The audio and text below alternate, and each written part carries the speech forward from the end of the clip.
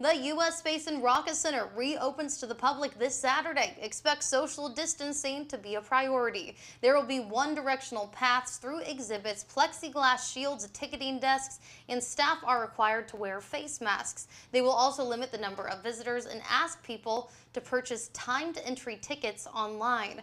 The Space and Rocket Center has been closed for over 2 months, causing them to lay off over 100 employees.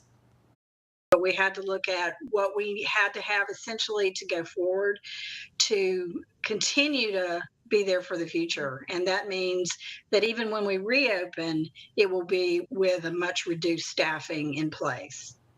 They have launched a fundraising campaign called Failure is Not an Option and are seeking support from the community. For more information, head over to rocketcitynow.com.